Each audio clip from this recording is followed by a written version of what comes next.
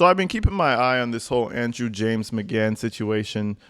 For those who haven't caught up, Andrew James McGann is a double murderer who was wandering around the country. He's had 5 school district jobs in 3 years. That goes to show how much this guy is a wanderer, a vagabond, if you will. You know what I mean? So basically, the story goes family of 4, husband, wife, 2 daughters. One of the daughters didn't show up, actually.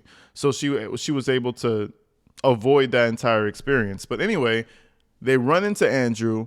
Andrew kills both parents. And the main question that arose out of this entire situation was, did he want to kill the parents to get a hold of the kids? Or was it only about the adults? And a lot of this guy's behavior kind of aims toward the angle that he needed to get rid of the parents so that he could do some weird shit with the kids. He's never really had a girlfriend. You know what I mean? He's always had weird interactions with children at other schools, had to move around. It's a lot of odd things about this guy. So anyway, there was an interview that Law and Crime did with one of his, I don't want to say old school friends, but just an old acquaintance, right? So I want to play this because this guy actually gives us insight to the vagabond. You know what I mean? Like, nobody really knows who this guy is, but there's always going to be somebody in your origin story that knows a little something about you before you move off into the world. So without further ado, let's go ahead and check out this interview. Someone who actually knew the Andrew McGann back in the day. Let's do this thing.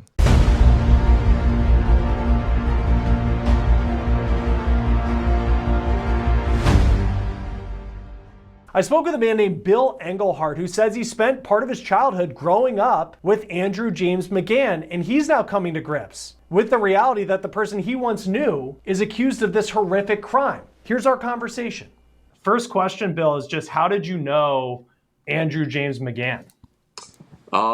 Just growing up in the neighborhood, it's Chicago. Yeah, everyone knows each other, one way or another, just from baseball and just growing up in the neighborhood like that. What did you remember about him? I remember, his first off, his family was always nice to me.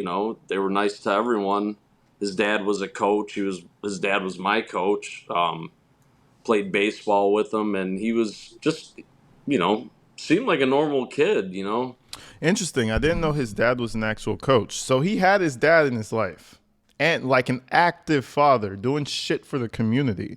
I didn't know that. I assumed Andrew was going to come from like the crack house, meth house type shit, like never taken care of. I thought this is why you can't assume things. I just assumed that's the type of background we're coming from, some real trailer park shit. But apparently, nah.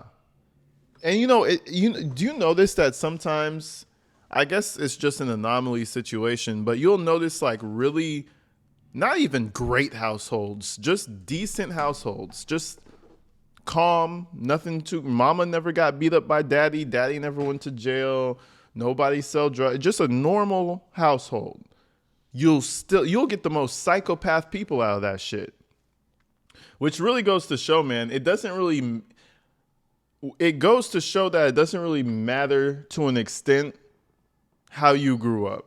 Sure, having a good backbone and a good foundation is good, but it really comes down to the individual. When you change that age and you're in the world living for yourself, you could just be a devious motherfucker and ain't nobody in the world could change that about you. But anyway, good to know. Pops was in his life. Did not expect that one. Just, that's how I remember him. Personally, some people have said, he had quite a temper on him, but, I can't really equate that because kids, so. Well, right. And especially with what he's accused of now. Yeah. Like, when would you say you guys lost touch?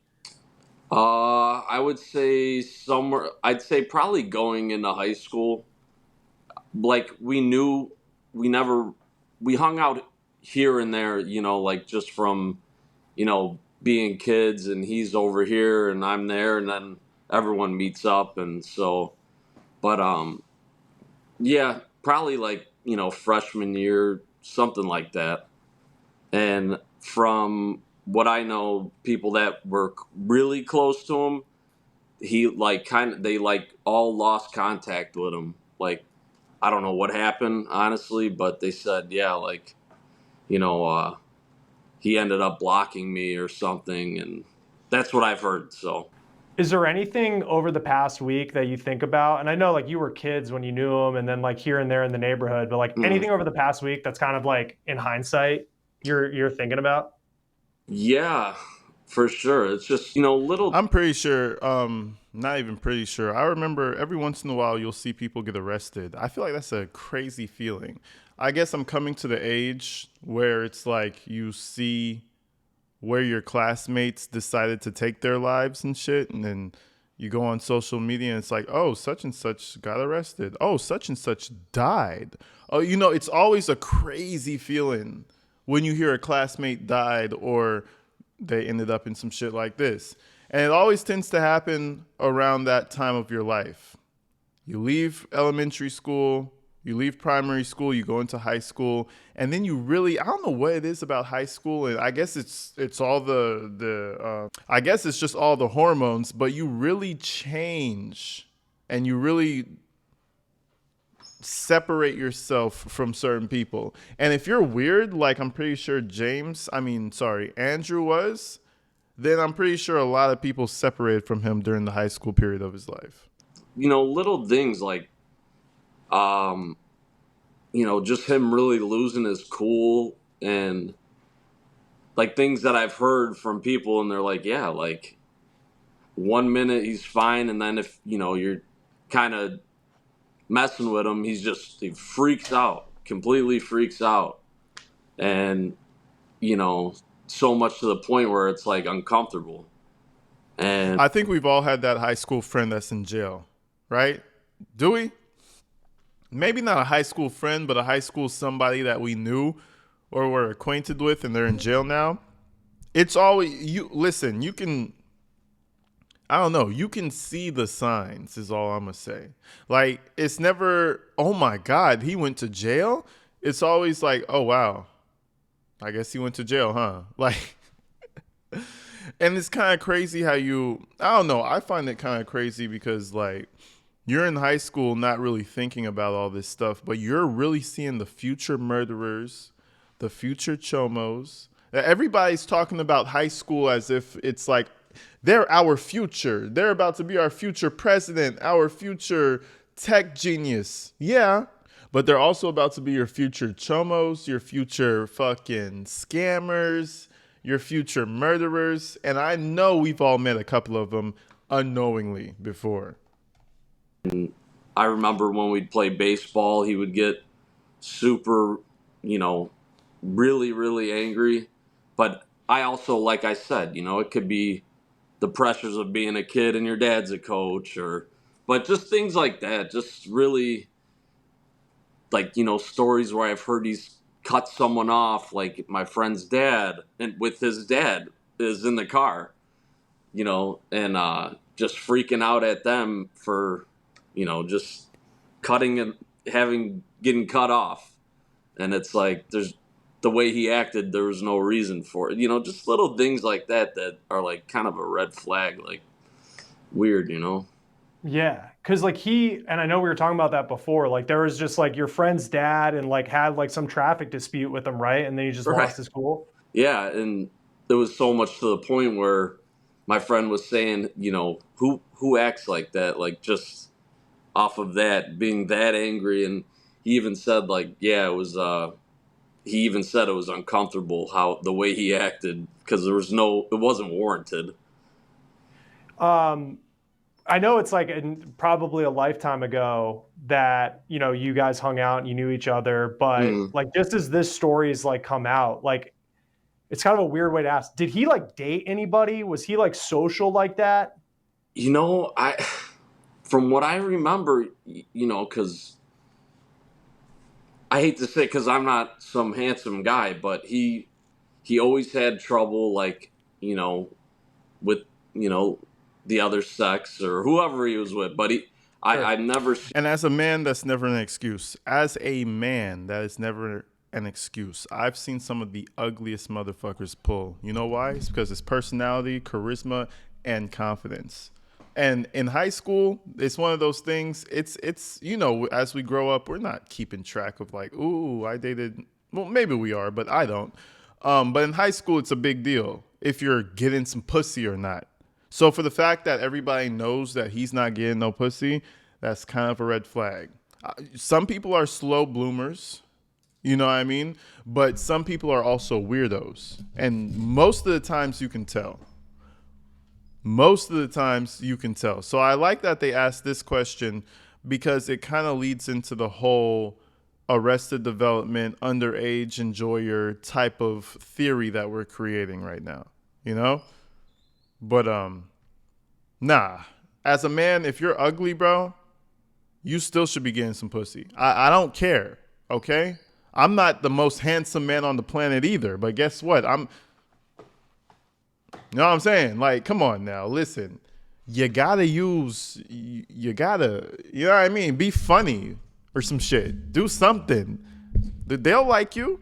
It's all about confidence. So that's never an excuse for me. And if somebody ever told me some shit like that, I'd be like, bro, you're just not trying hard enough. And clearly Andrew, in my opinion, wasn't even trying to try because he was into the younger of human beings, if you know what I mean. Seeing him with a girl like that. And from what I heard in another interview, from a few years ago, the guy, he came and visited the guy, his old house with a girlfriend. So I'm like, oh, well, I guess he was fine there, I guess. But I don't know. I'm not sure. When did you find out that he was the person arrested for what happened in Arkansas? Maybe like 2 or 3 days. It was like one of the first articles from somewhere in Arkansas, and it was like, I think it was just like it was like maybe right after they got him, or they had him. Yeah. But we all over here, we didn't find out till like, kind of later at night. It's just not something you look for, And Right. so we got sent a text by our buddy, and then all the group texts got it, and we're like, what the hell? Unbelievable. Yeah, what was going through your mind like when you realized that the same kid you played baseball with growing up, like his dad's the coach? Yeah, slept at his house. Right, like it's like this. Andrew was probably looking at you, salivating, thinking about all the things he could do with you. You know what I mean? He wasn't ready yet. It took him a few more years to perfect his craft. I don't understand people like this. Why can't we just all play video games, eat good food, get some pussy, and live life? I mean, it's that easy. It's that easy. Figure out how to make some money, chill out, and vibe out with your family. But no, there's always a person like Andrew who just wants to murder people for no fucking reason. I mean, this is it's a national news story, and it's just like this horrendous story. And then like you see, like what in that moment is it like to just like see his name? It's shocking, it's really shocking because you're like, you can't even fathom how someone could do that, like how personal that it's just, I mean, like for me and like everyone else around here and everyone else that knows the story, it's just like shock, like, wow. What was because like I know like we've seen pictures from like when he was young and probably around the same time that you guys were hanging out, and like there's also the pictures of like him as a teacher and he's like smiling, and then like you see the mug shot. Yeah. And it's like this difference. What's that like to kind of when you saw the mug shot for the first time? Jeez, just like I said, it's shocking because you're like, I mean, you hate to assume things, but as soon as you see how someone looks and they look like that, you're like, wow, like something's wrong there. It's just like cold eyes, like stereotypical, crazy mugshot that you see in on all of your a lot of your stories about things like this happening. You could just see in the eyes, like very weird. Taylor Shabusiness, Chris Greger, Who else? Daryl Brooks didn't really have that look. He was just a fucking asshole with a low IQ. But definitely Gregor and definitely Shabusiness. They have that look in their eye to where it's like, if they murder you, they really just don't care. They might care about the consequences, but you know how it's like regular people, they'll kill somebody out of self-defense and then they'll be destroyed about it, crying, bawling, don't know, start doing drugs and shit, all because they killed someone to save themselves. There's a difference there. The people with them cold ass eyes, think about Taylor. Did she care? She didn't give a fuck that she killed somebody. I feel like people who look like that share the same type of ideology in terms of killing someone. It's not that deep. It's pretty much how they feel about it, in my opinion. When, like, how would you describe, like, kind of the upbringing you guys had? I mean, you were at his house and like his Yeah. dad's a coach. I mean, it sounds pretty standard. Yeah, his dad was a really soft-spoken guy. Brother, great kid. The mom, she's a typical. She's from Oklahoma, so being from Chicago, it's like right away she's got the southern accent and sweet lady, really sweet lady, and yeah, just that was yeah. What's the because I know like you guys are from like I think it's like a southwest suburb of Oh Chicago. yeah, Like I that's right. see the Yeah, Sox just hat, like yeah, yeah. just growing up around here is like it's a blue collar neighborhood. It's all this whole neighborhood is I'd say like 80% cops, and then the other rest are like firefighters or city workers. That's so it's a really union neighborhood, like typical union neighborhood. And for your like in knowing that the community is so close knit, he knew so many people, like what is it just like kind of not even just for you, but like community wide the conversations have been like over the past week? Same thing, it's just like unbelievable, like shock. It's so shocking because you're like, never do you think you'd know someone that could be involved in something like this or even be capable of doing this. Just everyone, I would say, obviously shares the same sentiment. Like, wow, crazy.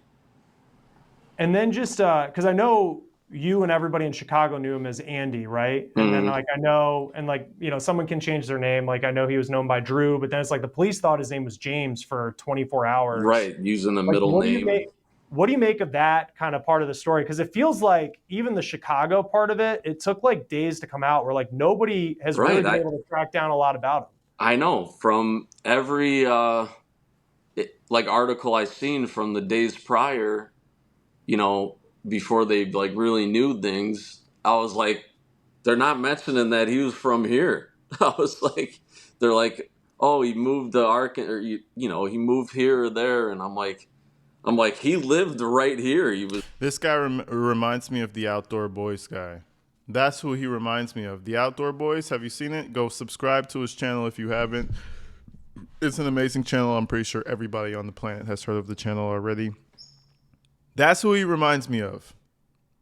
Rest in peace, man. That's fucked up, bro. I ain't gonna lie. And the reason for it, like I say, I always kind of can get where people are coming for if there's a reason behind it. But the senseless killing is just what doesn't make any sense. Like I could see if somebody fucked your wife or killed your daughter or even talked to you in a negative tone. Like I could see where your rationale was. Not that I agree with it. But in terms of this guy, Andrew, it seems like he just saw somebody. Ooh, let me kill them. It's crazy. It doesn't make sense. blocks away from us. So it was pretty surprising. I'm like, man, like usually, the internet, everyone knows everything. And you could track something down super fast. And I was like, how have they not said that he's from here? Yeah, it's yeah, the digital footprint or lack thereof has been because we cover a lot of these, not to this level, but Yeah. it seems like he covered his tracks almost in some way. And you Yeah. look at part of the story with like the covering of the the license plate. Right. There's weird. Just I mean, the whole story is really sad, but it's just weird. Yeah, There's a lot right. of You weird think like just because he's not an idiot because he's going through steps to conceal himself with his haircut, with the plates, waiting on a trail. Like it's just he's not he is insane, but insane for different reasons. Like, but he's smart. He's methodical. That's how he did it. It's there's no escaping that. And I know like you played baseball with him and kind Hmm. of comes from a good family. I think in a lot of these Yeah. stories, like you hear about like the loner guy. Like, did he have friends? Would you say? Yeah, yeah, he had friends. Um, he had a decent amount of friends. Just probably more than you could count on your hand. It's some people. It's just like over here. Like everyone knows each other. Like I know 40 people still that I still talk to, and most people when they grow old, you have that you could count on one hand a group of friends. If you're lucky. So yeah, he totally had friends, but after high school, I have no clue. I have no idea. Is there anything I missed or like anything about him you want people to know, or just kind of like the shock of the last week for everybody in your neighborhood in Chicago? Yeah, the thing is that like just as I've said before, condolences to that family, to the Brink family, and to Arkansas and everyone affected. I mean, it's so unbelievably tragic. Like I can't even possibly imagine what's going through everyone's mind there. So I just want to send my condolences and all of my friends and whoever, knows this case, it's terrible. And that's pretty much it. That was his old, I don't want to say high school friend, primary school friend, but it was an acquaintance. Again, just an acquaintance because the guy was weird. And he really just, I guess he just developed that into adulthood. You really never know what's going on in their minds until they actually tell you. And who knows if he's ever going to open his mouth and give the reason. But I'm feeling like he might. This is no Stephen Stearns. This is no Wade Wilson. Wade Wilson, I feel like, is more of a pussy. From what I'm seeing, the guy might have something going on with himself in terms of like self-confidence. I'm not sure. But as time goes on, we'll figure out exactly what's going on with Mr. Andrew McGann. All right. So until then, folks, I love you guys, man. I appreciate y'all for tapping in with me. I'm going to hit you guys real soon. Stay inside, stay safe. I love you guys, man. Peace.